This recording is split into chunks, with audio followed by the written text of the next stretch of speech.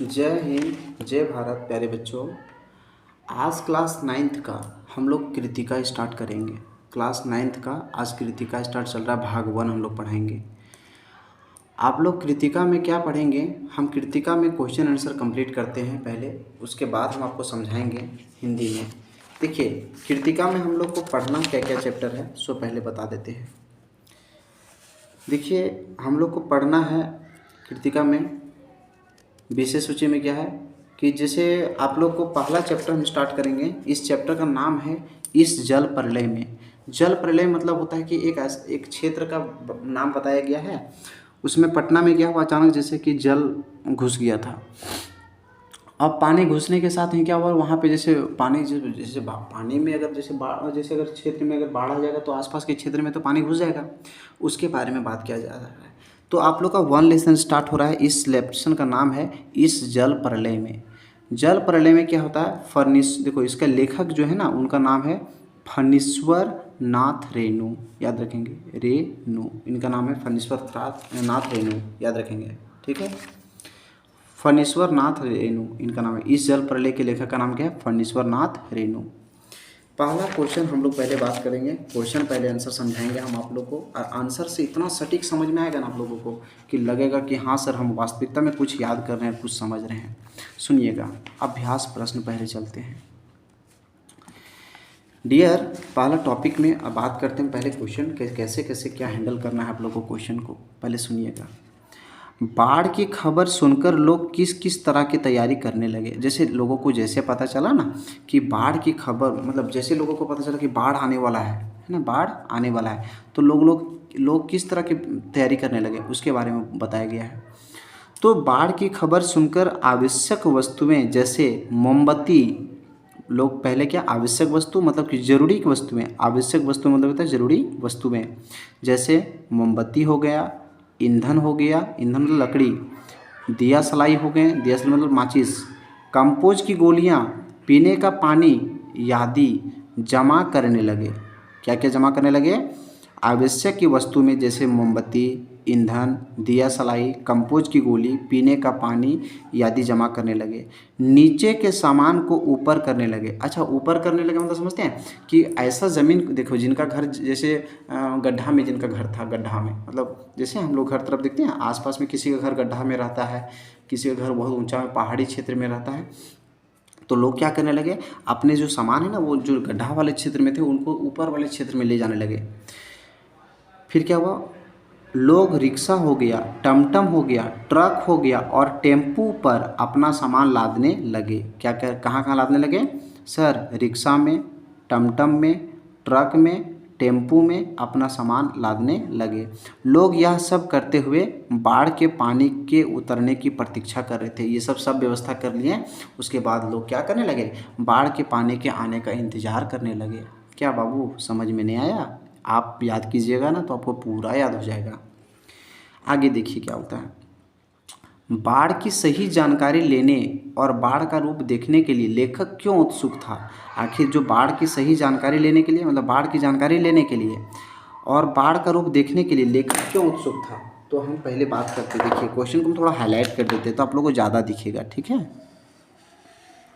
दिख रहा है ना ज़्यादा? तो बोलते हैं ना कि बाढ़ की सही जानकारी, मतलब बाढ़ की जानकारी लेने के लिए और देखने के लिए जो है ना, वो लेखक क्यों उत्सुक था? उत्सुक मतलब परेशान, मतलब एकदम पूरा एकदम उत्सुक था। जैसे अगर आपके घर में, अगर मान लीजिए आपके क्षेत्र में पता चला कि जहाज़ आने वाला है आज, तो आप लोग उत्सुक हो जाते हैं ना कि कब आएगा जहाज़, देखेंगे ज़रा, है ना। तो लेखक का गांव प्रति क्षेत्र में था। अब पूछता है ऑब्जेक्टिव में, बताइए लेखक का गांव किस क्षेत्र में था, तो बोलिएगा प्रति।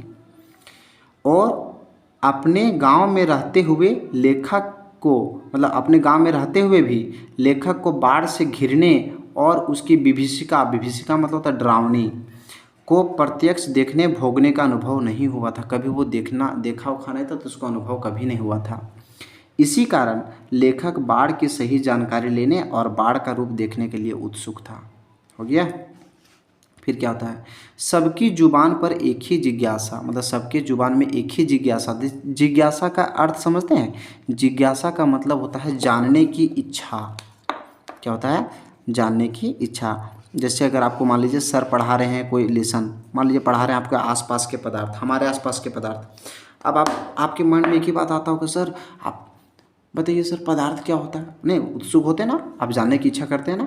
वही बोलता है कि इस कथन में जन समूह की बाढ़ को लेकर भय और बढ़ते पानी को देखने के कौतूहल प्रकट होते हैं, कौतूहल प्रकट होते हैं। इस कथन से क्या समूह होता है कि जन समूह मतलब पूरे लोगों को जो समूह था वो बाढ़ को लेकर मतलब बाढ़ की बात को लेकर भय मतलब एक तरह का डर था और बढ़ते पानी को देखने के लिए कौतूहल प्रकट था। मतलब कि समझते हैं कौतूहल मतलब एकदम मतलब डर एकदम प्रकट था लोगों के बीच में। आगे क्वेश्चन देखिए, कहता है ना डियर कि मृत्यु का तरल दूध किसे कहा गया है और क्यों कहा गया है। सुनिए, तरल दूध, तरल मतलब समझते हैं जल जैसा पदार्थ को तरल कहा जाता है।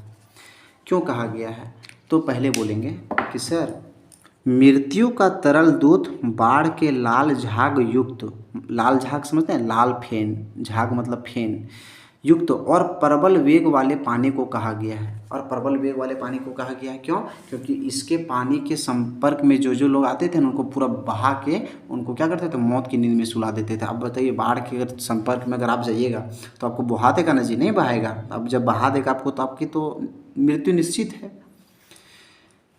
आपदाओं से निपटने के लिए अपनी तरफ से कुछ सुझाव दीजिए। अच्छा, आपदा से निपटने के लिए आप अपनी तरफ से क्या सुझाव दे सकते हैं तो बोलेंगे, देखिए हम आपको इसमें क्या बोलते हैं, इसमें हम आपको सवाल, ये हम आपको होमवर्क देते हैं, ठीक है। हम आपको जब ओरल टेस्ट लेंगे तो आपको उस टाइम पूछेंगे, ये आंसर नहीं है, ये आंसर नहीं लिखा हुआ है, याद रखिएगा। आपदाओं से निपटने के लिए आपको क्या क्या करना चाहिए वो सब हमको सुझाव दीजिएगा, सोच के बताइएगा आप लोग इस लेसन को पढ़ने के बाद। उसके बाद इह अब देखिए इसमें क्वेश्चन क्या हुआ, इसमें क्वेश्चन बोला है, देखिएगा पहले हम क्वेश्चन को पढ़ते हैं, बड़ा मज़ा आएगा ये क्वेश्चन पढ़ने में, बहुत मज़ा। इह मतलब ना बोले एह, नहीं बोलते आप लोग, एह बोलते हैं ना, उसी तरह यहाँ बोला है इह। जब दानापुर डूब रहा था तो पटनिया बाबू लोग उलटकर देखने भी नहीं आए। अब बुझो इस कथन द्वारा लोगों की कौन सी मानसिकता पर चोट की गई है। मतलब देखो जैसे बोला गया कि इह जब दानापुर डूब रहा था, मतलब जब दानापुर एक जगह था, जब दानापुर डूब रहा था उसमें पटना वाले बाबू साहब सब देखने तक नहीं आए उलट करके कि यहाँ के लोग मरा है न बचा है, इन लोगों को कैसे मदद करें। अब बुझन बाबू इस कथन द्वारा लोगों की किस मानसिकता पर चोट की गई है तो बोलेंगे उपयुक्त कथन द्वारा लोगों के स्वार्थ परायण, स्वार्थ मतलब समझे लोगों के ये स्वार्थ के बात बोध करा रहा है, अवसरवादी मानसिकता पर चोट की गई है, कि मानसिकता पर चोट की गई है कि मौका देख करके तो पीछे हट गया था बाबू, अब बुझ ना कैसा लागू हो। अब देखिए क्या बोलता है, खरीदी बिक्री बंद हो चुकने पर भी पान वाले की बिक्री अचानक क्यों बढ़ गई। आखिर देखो खरीदी बिक्री पूरा बंद हो गया था लेकिन अचानक पान का जो था ना वो बिक्री क्यों बढ़ गया। तो हम बोलते हैं, बोलता है ना कि बाढ़ को देखने जाने वाले लोग, देखिएगा जो जो आंसर बता रहे हैं ना वही आप लोग को याद करना है और वही सब एग्जाम में एबे करता है और इसके बाहर से सवाल आप लोग को नहीं आएगा, ठीक है। बोलता है बाढ़ को देखने जाने वाले लोग, मतलब बाढ़ को जितना भी लोग देखने जाता था ना सब पान की दुकान पर खड़े होकर बाढ़ की स्थिति देखते मतलब जानते हैं जितने भी लोग वहाँ पे गए थे ना बाढ़ को देखने के जानते थे ना वो सब कहाँ जाते थे, पान की दुकान में खड़ा होते थे और बाढ़ की स्थिति देखते थे और उस पर चर्चा करते थे। संभवतः इसी कारण से पान की बिक्री बढ़ गई। अब वहाँ पे आसपास में कुछ चीज़ नहीं मिल रहा है मान लो तो लोग क्या करेगा, पान ही खाएगा ना भाई, जब पान खाएगा तो पान की बिक्री बढ़ गया। आगे देखिए, हाँ बोला जाता है ना बाबू, जब लेखक को यह एहसास हुआ, अब लेखक को क्या एहसास हुआ, जब लेखक को यह एहसास हुआ कि है ना कि उसके इलाके में पानी घुसने की संभावना है तो उसने क्या क्या किया, प्रबंध किया। जब लेखक को, अब लेखक का नाम क्या था, फणीश्वर नाथ रेणु, नहीं बताया आप लोग को अभी हम, तो उनका क्या हुआ, उनको क्या क्या वो व्यवस्था करने लगे। तो जब लेखक को यह एहसास हुआ, एहसास मतलब पता हुआ कि उसके इलाके में पानी भी घुसने की संभावना है तो उसने ईंधन को व्यवस्था किया, आलू का व्यवस्था किया, मोमबत्ती की व्यवस्था किया, दिया सलाई का, सिगरेट का, पीने का पानी का और दैनिक उपभोग की आवश्यकता वस्तु, मतलब कि जो रोज़ रोज़ प्रयोग कर सकता था उसकी आवश्यकता वस्तु जमा कर ली। इसके बाद कंपोज की गोलियां इकट्ठी कर बाढ़ का इंतज़ार करने लगे, वो भी इंतज़ार करने लगे बाढ़ का, ये सब व्यवस्था करने के बाद फिर क्या बोलता है, बस 2 क्वेश्चन और बताएंगे, ये चैप्टर खत्म हो जाएगा। बस 2 ही क्वेश्चन। बाढ़ पीड़ित क्षेत्रों में कौन कौन सी बीमारी फैलने की आशंका रहती है? ये सवाल ज़्यादा एग्जाम में आता है, हम आप लोग को भी बताएंगे अभी कौन कौन से एग्जाम में ज़्यादा पूछने की संभावना रहता है। ठीक है, सुनिएगा। बाढ़ पीड़ित क्षेत्रों में हैजा हो गया, मलेरिया हो गया, आंत्रशोथ हो गया, फलेरिया हो गया, आदि संक्रामक बीमारी के फैलने की आशंका रहती है। ठीक है, और लास्ट क्वेश्चन आप लोगों का क्या है वो ध्यान से देखिएगा। लास्ट क्वेश्चन में क्या बोलता है? नौजवान के पानी में उतरते ही पानी क्या था, कुत्ता भी पानी में कूद गया, दोनों के किन भावनाओं के वशीगत होकर ऐसा किए हैं? तो देखिए मतलब क्या था, वशीभूत होकर, मतलब इसका हम सवाल का आंसर समझाते हैं, फिर ये लेसन कंप्लीट हो जाएगा डियर। ठीक है, आप लोग सुनिएगा। नौजवान के पानी मतलब जैसे नौजवान पानी में कूद गया ना, वैसे ही कुत्ता भी उसके पीछे कूद गया। दोनों के किस भावनाओं के वशीगत होकर ऐसा किया? तो बोलेंगे पशुओं के साथ मनुष्य का संबंध अत्यंत प्राचीन है। सही बात है, आखिर पशु के साथ देखा जाए तो इंसान का जो संबंध है वो बहुत पुराना है, बहुत पुराना है।